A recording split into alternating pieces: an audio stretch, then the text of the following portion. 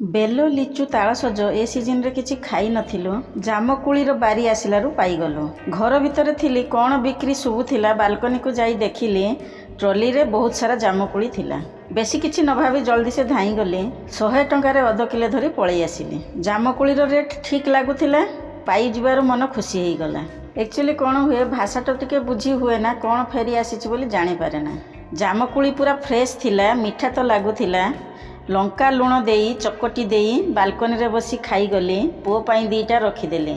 ओडिशा जिबार अछि, बाकी जो फल रही जाइछि टेस्ट करिनो भी भाबुछि। एठी भी हमर ऑनलाइन ले सब प्रकार फल मिलुछि, रेट टिके चढ़ा रहुछि।